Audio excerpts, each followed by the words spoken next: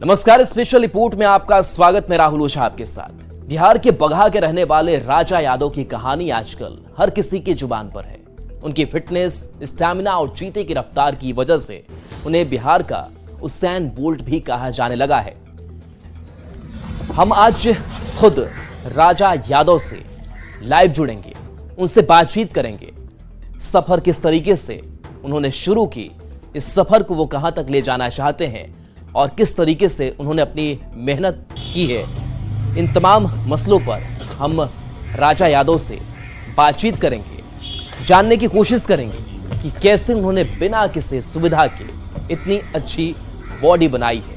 तो ये तस्वीर हम राजा यादव की दिखा रहे हैं, जहाँ देखिए गांव की मिट्टी है, देसी मिट्टी है और इस देसी मिट्टी में राजा यादव मेहनत कर रहे हैं, पुशअप्स कर रहे हैं और वो हर एक्सरसाइज कर रहे हैं जो आप जिम में करते हैं। और शायद जिम जाने वालों की भी ऐसी बॉडी ना बन पाए, लेकिन देखिए कैसे जो रस्सी है उसके सहारे वो ऊपर चढ़ रहे हैं, करतब दिखा रहे हैं और एक ऐसा स्टेमिना जिसके पीछे सारे लोग फेल हैं। और देखिए सीधे हम जुड़ते हैं और देखिए बगहा से हमारे संवाददाता मुन्ना राज भी हमारे साथ जुड़े रहे हैं और बिहारी टार्जन के नाम से मशहूर है। और बिहारी टार्जन को देखिए पीछे किस तरीके से इनकी फौलादी जो बॉडी है वो आपको नजर आ रही होगी। मुन्ना, आपके साथ वो बिहारी टार्जन है। इनकी कहानी हमने पहले भी न्यूज़ 18 के जरिए दिखाई थी, आज खुद इनसे बातचीत करने का एक और मौका है। तो क्या महसूस कर रहे हैं राजा यादव? बातचीत कीजिए इस सफर के बारे में। सीधे तौर पर हम राजा से जुड़ते हैं। देखिए अब तक का सफर बताइए। सबसे पहले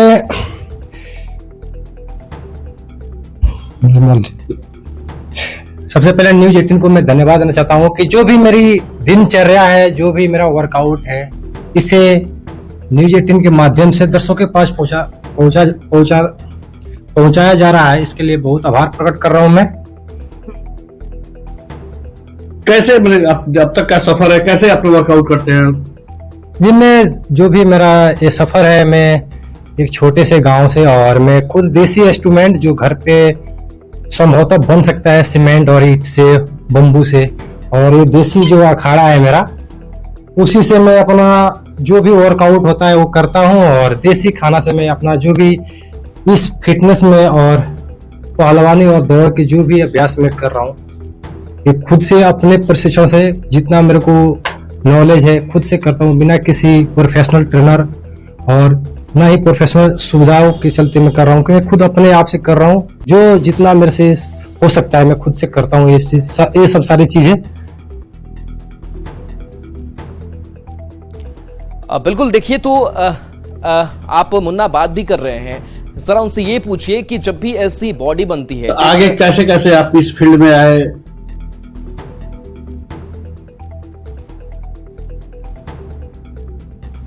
मिल रहा है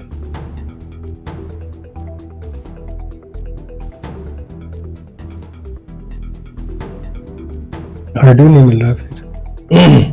चलिए, आवाज क्या मेरी बिहारी टार्जन तक पहुंच भी पा रही है? अगर पहुंच रही है तो ये बताइए कि प्रशिक्षण काफी लेना होता है। हाँ सर, आ रही है, आवाज आ रही है आपकी। हाँ सर। तो एक ट्रेनर की जरूरत होती है ऐसे फिजिक बनाने को लेकर के, जो जिम में हम देखते हैं। लेकिन आप किस तरीके से वो प्रशिक्षण, आपको आइडिया कहां से आया कि हम ऐसी बॉडी बनाएंगे तो हमें क्या एक्सरसाइज करनी होगी, वो कैसे आपके समझ में आता है?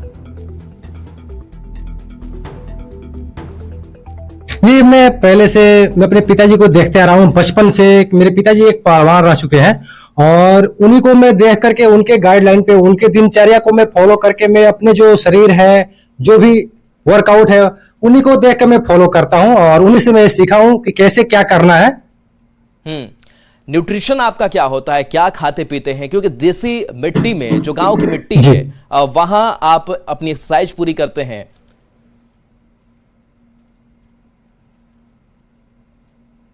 जी देखिए, सारा चीज होता है, मैं घर का जो भी घर पे खाना बनता है, जो भी मेरा खाने के पदार्थ होते हैं, जैसे गाय का दूध हो गया, घर पे चावल या सब्जी बना, मैं उसे ही संतुष्टि से और खुशी मन से ग्रहण करता हूँ। जो मिलता है खाने को खा लेता हूँ। घर पे जो चीज बनता है, जो मेरे मम्मी पापा भाई बहन खाते हैं, वही चीज मैं भी खाता हूँ।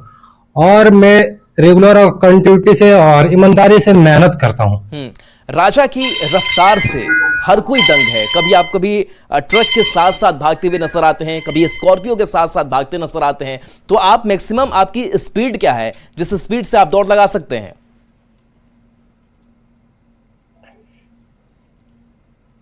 यही 40-42 का स्पीड में मैं भागता हूँ। जो कार वाले मेरे साथ रेस लगाते हैं वो बताते हैं, क्योंकि मैं रनिंग करते समय तो स्पीड देखता नहीं हूँ, लेकिन जो कार वाले मेरे साथ कार रेसिंग करते हैं वो बताते हैं कि हाँ काफी अच्छी स्पीड है, आप मेहनत करो, आप और आगे बढ़ो, देश के लिए गोल्ड मेडल लाओ। तो मैं उसी चीज में दिन रात एक करके लगा हूँ, रोड पे दिन रात भागता रहता हूँ मैं। और कोई बच्चा वही रिकॉर्ड करके सोशल मीडिया पे डाल देता है जो काफी ट्रेंड कर देता है।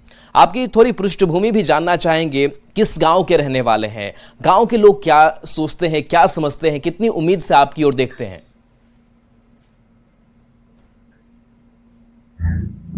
जी मैं बिहार से हूं और पश्चिम चंपारण से, जहां से चंपारण आंदोलन स्टार्ट हुआ है, मैं उस चंपारण की धरती से हूं। मेरा पंचायत है महपुर भतावा, गांव के नाम है पाकड़ गांव, वार्ड नंबर 14। मेरे पिताजी के नाम है लाल बाबू पालवान, मेरा नाम है राजा बाबू। और मैं छोटे से गांव से बिलोंग करता हूं और यहीं पे बिना सुविधा के, बिना ग्राउंड, बिना ट्रैक के रोड पे रनिंग करता हूं। और मेरा सपना यह है कि मैं देश के लिए गोल्ड मेडल ले आऊं। कुछ परिस्थितियां के कारण मैं उस मुकाम तक नहीं पहुंच पा रहा हूं, जैसे कि सही मार्ग में ट्रेनिंग करना, अच्छी प्रशिक्षण मिलना, अच्छी डाइट मिलना, और सबसे बड़ी बात यह है कि मेरे चंपारण में एक भी ग्राउंड नहीं है जिसपे मैं जाके प्रैक्टिस करूं। मैं रोड पे रनिंग करता हूं, जंगलों में भागता हूं, जहां जब सवारी कम होती है, भीड़ भड़का कम होता है, तब मैं दौड़ने के लिए उस स्थान पे जाता हूं। अगर मेरे चंपारण में अगर सुविधा होती तो मैं शायद अभी तक इंडिया को रिप्रेजेंट कर दिया होता। तो मैं चाहूंगा न्यूज 18 के माध्यम से, अगर केंद्र सरकार, राज्य सरकार इस वार्तालाप को देख रहे हैं तो मेरे चंपारण में ऐसी सुविधा दे और मेरे को प्रशिक्षण करे। मैं चाहता हूं कि मैं अपने देश के लिए गोल्ड मेडल लाऊं। मैं दिन रात एक करके इसी में लगा हूं। तो कुछ सुविधाओं की कमी है जिसमें मैं पूरा नहीं कर पा रहा हूं। तो राजा, आपको प्रेरणा की अगर बात करें तो किससे ये प्रेरणा मिली कि ऐसी बॉडी बनानी है, ऐसी हमें रफ्तार रखनी है और आगे बढ़ना है?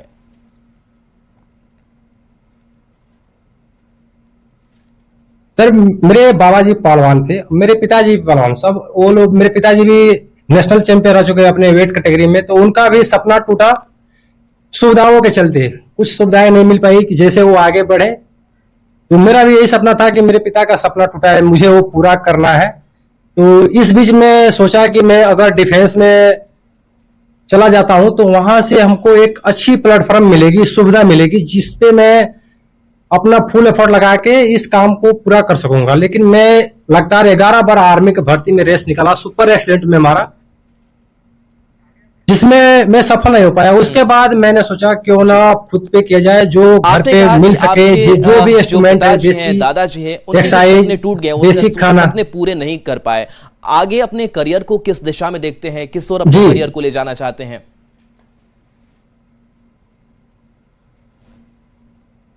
सर, मेरा जीवन का मकसद एक ही है कि मैं अपने देश को रिप्रेजेंट करूं और ओलंपिक में 100 मीटर के लिए गोल्ड मेडल दिलाऊं।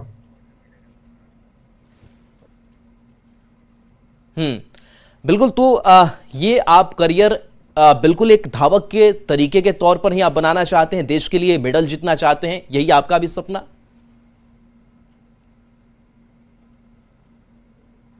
जी, मेरा सपना यही है, बचपन से ही सपना देखा हूं कि मैं देश के लिए कब गोल्ड मेडल दिलाऊंगा। कुछ जो परिस्थितियां हैं वैसी मुझे जो बांध के रखी है, जैसे सुविधाओं के कारण मैं अपने लक्ष्य की ओर प्रगति नहीं कर पा रहा हूं। कुछ कठिनाइयां हैं, जैसे कि ट्रैक, अच्छी डाइट, अच्छी कोच, जिसके कारण मैं पीछे हूं। अगर हमारे चंपारण में, हमारे बिहार गवर्नमेंट इस पे ध्यान दे तो वो चीज मैं पूरा कर सकता हूं, मैं अपने देश के लिए गोल्ड मेडल ला सकता हूं ओलंपिक में। राजा, अगर आपके दिनचर्या की बात करें तो दिनचर्या किस तरीके से होता है? कब सोते हैं, कब उठते हैं, कितनी देर की मेहनत जो है वो होती है, खाना पीना क्या होता है?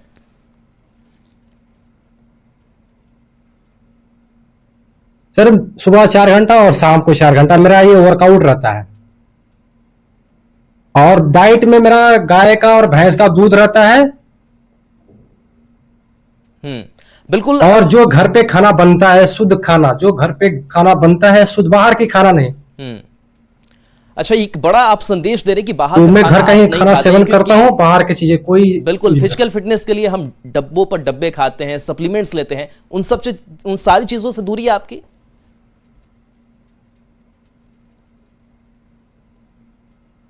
हाँ सर, मैं वो चीजों पे ध्यान नहीं देता हूँ, मैं शुद्ध चीजों पे ध्यान देता हूँ। जो घर पे उगता है, जो घर पे बनता है, उस पे मैं ज्यादा ध्यान देता हूँ, क्योंकि उससे मुझे ज्यादा न्यूट्रिशन मिलती है और ज्यादा ताकत मिलती है। दूध दही से मुझे नहीं लगता है दूध दही से अच्छा ताकत के लिए, स्टेमिना के लिए कुछ और चीज हो सकती है। अभी जिस स्थिति में आप हैं, कड़ी मेहनत आप करते हैं, वो दिखता भी है। ये सफर कब से शुरू किया आपने, कितना वक्त लगा, कितने साल से ऐसी प्रैक्टिस आप लगातार कर रहे हैं? अरे मेरे को ये हो गया 8 से 9 साल हो गया मेरे को इस क्षेत्र में काम करते हुए, फिटनेस में। 8-9 साल हो गए, लेकिन आपके वीडियोस सभी वायरल हो रहे हैं। इंस्टाग्राम पर फॉलोअर्स आपके देखें तो 1 मिलियन से ज्यादा है, व्यूज भी काफी अच्छे जाते हैं। तो ये अचानक हो गया?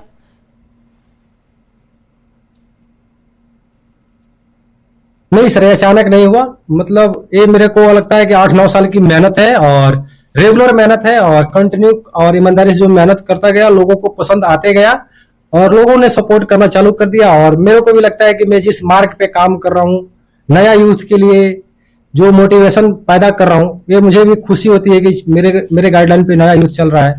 ये जान के खुशी होती है और लोग सपोर्ट करते हैं सही चीजों को। तो गांव के लोगों का सपोर्ट आपको मिलता है। प्रेरणा स्रोत अगर आपकी बात करें तो आप कह रहे थे कि हमें दादाजी से वो चीजें सीखने को मिली, पिताजी से ही वो चीजें सीखने को मिली। कहीं ना कहीं आपकी वो जेनेटिक्स में है, वो आपके खून में है। तो सपोर्ट सारे परिवार का मिलता है कि नहीं बेटा आप आगे इसी में बढ़िए?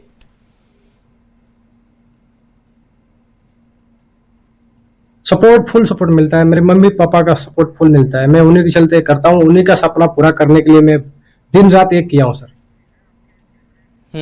अच्छा, आप धावक हैं, उसेन बोल्ट से भी आपकी जो कंपैरिजन है या फिर कह सकते हैं कि तुलना है वो की जा रही है। आप किसको आदर्श आइडल अपना मानते हैं कि नहीं उनको देख करके मैं सीख रहा हूं, उनके जैसा बनना चाहता हूं?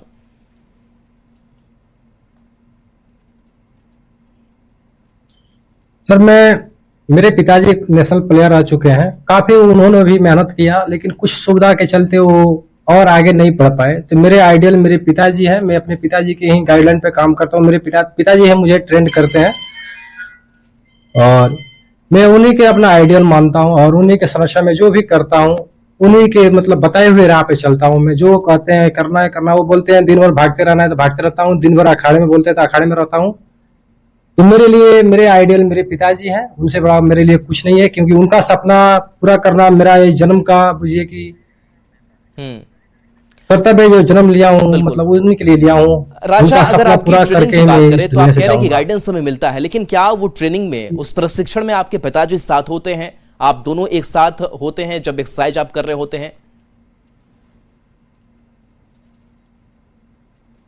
जी, मेरे को बहुत से वीडियो आप देखिएगा सर, तो मैं पिताजी से मैं अपना सारा जो भी पहलवानी का कला होता है उनसे सीखता हूँ। रनिंग का जो भी एक्सरसाइज होता है उन्हीं से मैं सीखता हूँ। आप कह रहे हैं कि 4 घंटे सुबह में और 4 घंटे शाम में मैं अपना वर्कआउट करता हूं। एक दिन में कितना दौड़ जाते होंगे? क्योंकि आपके पिताजी भी कहते हैं दौड़ते रहो, भागते रहो। कितना भागते हैं एक दिन में? देखिए सर, मैं डेली का मेरा है यही 20 से 25 किलोमीटर डेली का है मेरा। मैं डेली इतना इजीली कर लेता हूँ, ये मेरे लिए कोई बड़ी बात नहीं है, क्योंकि मैं 12 से 13 साल से रनिंग ही कर रहा हूँ। सिर्फ शाम सुबह पागलों की तरह रोड पे दौड़ता ही रहता हूँ। गांव वाले लोग बोलते हैं पागल है, दौड़ के क्या करेगा, दिन रात पागलों की तरह दौड़ता रहता है। अच्छा, अभी तक किसी कंपटीशन में आपने हिस्सा लिया है कहीं कुछ? अब तो मैं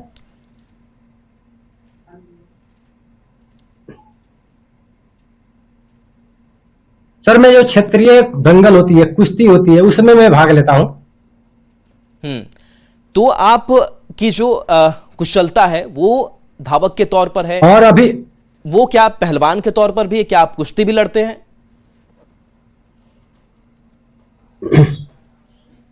सर, मेरा जो जर्नी स्टार्ट हुआ है पहलवानी से हुआ है। अब मैं ये चाहता हूं कि मैं 100 मीटर के लिए देश के लिए गोल्ड मेडल लाऊं, क्योंकि मेरा रनिंग काफी अभी सही चल रहा है। मैं काफी रनिंग में मेहनत किया हूं और जो पहलवानी है मेरा प्रोफेशनल है, ये जेनेटिकली है मेरा, जहां से मुझे पावर, ताकत, फुर्ती मिली है। और मैं इस ताकत, इस फुर्ती, इस स्टेमिना को मैं चाहता हूं कि 100 मीटर के लिए ओलंपिक में गोल्ड मेडल दिलाऊं मैं।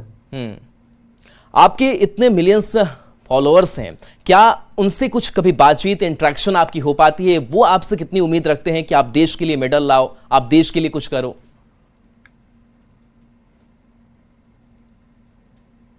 सर, वो मेरे को इसीलिए फॉलो करते हैं, उन लोगों को विश्वास है कि मैं एक दिन देश के लिए गोल्ड मेडल जरूर लाकर दूंगा। इसीलिए लोग हम मुझे पसंद करते हैं और मेरे को विभिन्न विभिन्न नामों से संबोधित करते हैं। उनको विश्वास है कि ये अगर इस बंदे को फाइनेंशियल सपोर्ट मिले, गवर्नमेंट सपोर्ट मिले, अच्छी ट्रैक मिले, अच्छी डाइट मिले, अच्छी कोच की निगरानी में ट्रेनिंग करूंगा, तो उनका सपना भी पूरा होगा। जो ऑडियंस मेरे को फॉलो करते हैं, जिस चीज के लिए फॉलो करते हैं, जो उम्मीद हम मुझसे लगा के वो बैठे हैं, मैं उसे पूरा कर सकता हूँ। और आपके घर की अगर बात करें तो आपने बताया कि पिताजी आपके साथ होते हैं, और घर में कौन कौन से लोग हैं? क्या राजा यादव शादी वादी भी करेंगे जल्दी? मेरे अभी सपना है, पहले सपना को पूरा करूंगा। तो आपने पढ़ाई लिखाई भी क्या कुछ करी है? वो क्या पृष्ठभूमि आपकी रही है, उसके बारे में कुछ बताएंगे?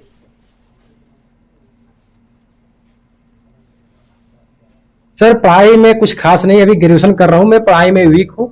और फिटनेस के जो ट्रैक है, फिटनेस का जो माहौल है, इसमें मुझे काफी रुचि आता है। ये समझिए कि रनिंग जो है मेरा फैशन है, और पहलवानी बुझिए जेनेटिकली है। तो क्या ऐसी भी आपकी आशा है, उम्मीद है कि आप दूसरों को भी कैसे प्रेरणा दे, या फिर दूसरे भी जो पहलवानी में आना चाहते हैं, जो आपकी तरह बनना चाहते हैं, उनके लिए क्या संदेश देंगे?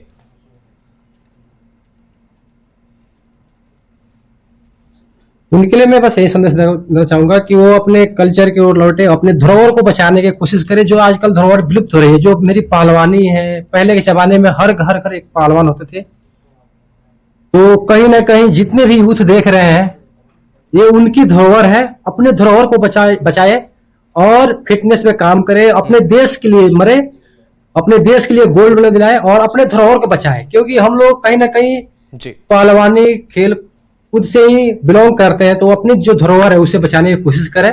जी, चलिए, बिल्कुल राजा, पहले जमाने में हर एक घर कोई ना कोई एक पहलवान दिया कि हर घर में एक पहलवान होना चाहिए। आपकी ये जेनेटिक्स है, और आप जो पिता का सपना है, जो दादा का सपना है, उस सपने को आप पूरा करें। बहुत बहुत शुक्रिया न्यूज़ 18 बिहार झारखंड के साथ जुड़ने के लिए और हमसे अपनी बात को साझा करने के लिए। तो देखिए, राजा यादव, जिनकी रफ्तार के आगे थार भी हाँफ जाती है, स्कॉर्पियो भी हाँफ जाती है, वो हमारे साथ मौजूद थे और बताया कि किस तरीके से अब देश के लिए वो मेडल लाना चाहते हैं। और चलिए, न्यूज़ 18 बिहार झारखंड पर आपके लिए खबरें लगातार जारी रहेंगी।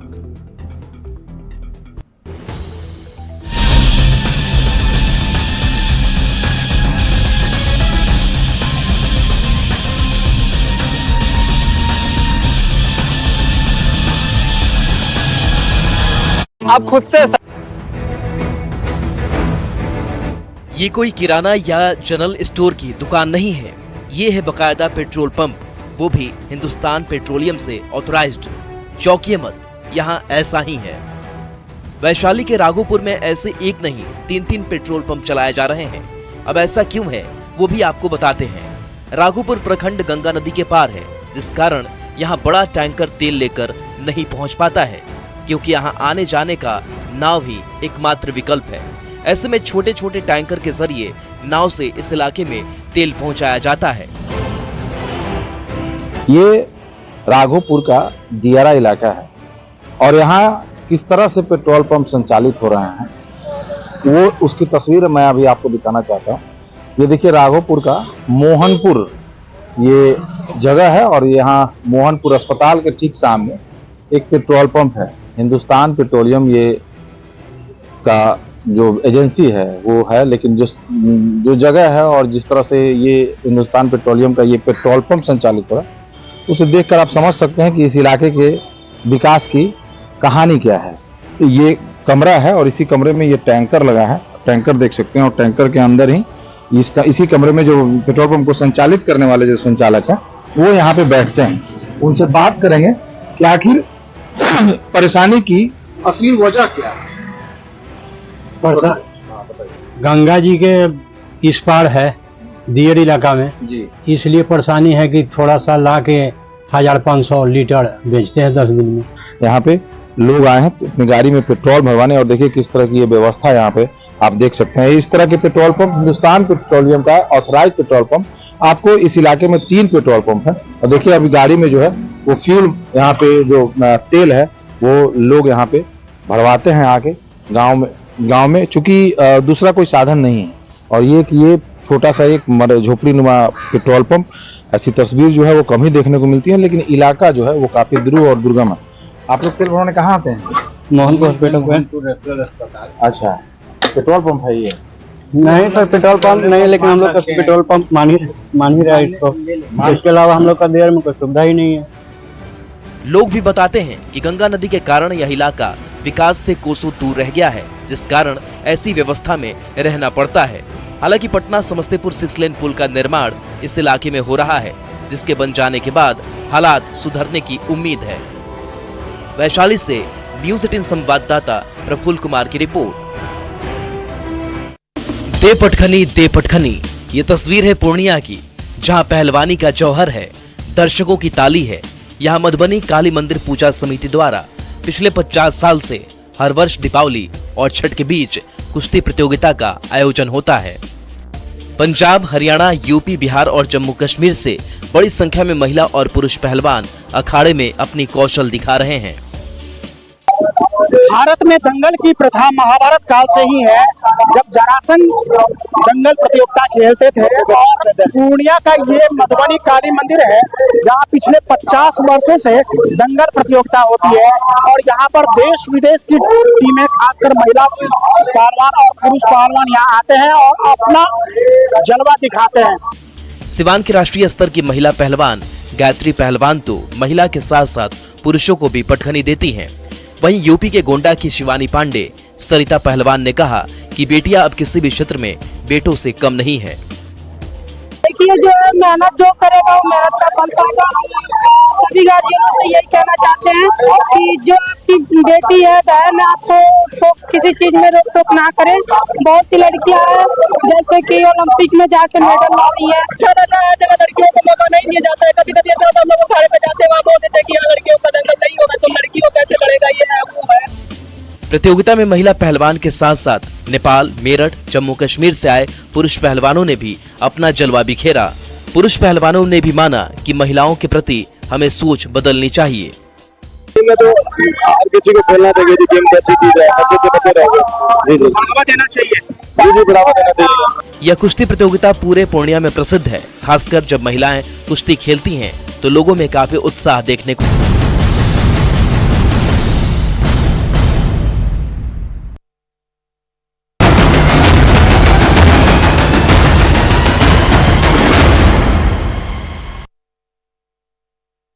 ये रहा आपका। ये कोई किराना या जनरल स्टोर की दुकान नहीं है, ये है बकायदा पेट्रोल पंप, वो भी हिंदुस्तान पेट्रोलियम से ऑथराइज्ड। चौंकिए मत, यहाँ ऐसा ही है। वैशाली के राघोपुर में ऐसे एक नहीं 3-3 पेट्रोल पंप चलाए जा रहे हैं। अब ऐसा क्यों है वो भी आपको बताते हैं। राघोपुर प्रखंड गंगा नदी के पार है, जिस कारण यहाँ बड़ा टैंकर तेल लेकर नहीं पहुँच पाता है, क्योंकि यहाँ आने जाने का नाव ही एकमात्र विकल्प है। ऐसे में छोटे छोटे टैंकर के जरिए नाव से इस इलाके में तेल पहुंचाया जाता है। ये राघोपुर का दियारा इलाका है, और यहाँ किस तरह से पेट्रोल पंप संचालित हो रहे हैं वो उसकी तस्वीर मैं अभी आपको दिखाना चाहता हूँ। ये देखिए राघोपुर का मोहनपुर ये जगह है, और यहाँ मोहनपुर अस्पताल के ठीक सामने एक पेट्रोल पंप है। हिंदुस्तान पेट्रोलियम ये का जो एजेंसी है वो है, लेकिन जो जगह है और जिस तरह से ये हिंदुस्तान पेट्रोलियम का ये पेट्रोल पंप संचालित हो रहा है, उसे देखकर आप समझ सकते हैं कि इस इलाके के विकास की कहानी क्या है।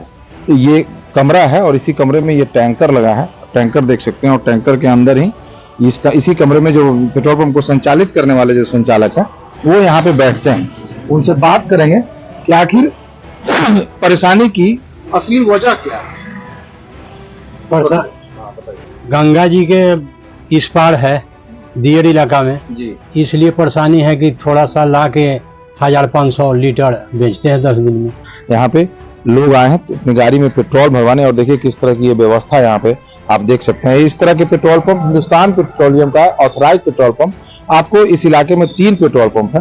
और देखिए अभी गाड़ी में जो है वो फ्यूल, यहाँ पे जो तेल है वो लोग यहाँ पे भरवाते हैं आके गांव में चूंकि दूसरा कोई साधन नहीं है।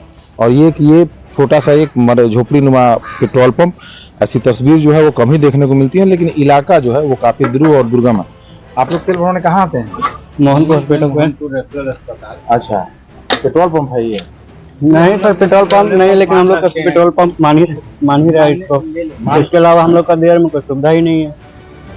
लोग भी बताते हैं कि गंगा नदी के कारण यह इलाका विकास से कोसों दूर रह गया है, जिस कारण ऐसी व्यवस्था में रहना पड़ता है।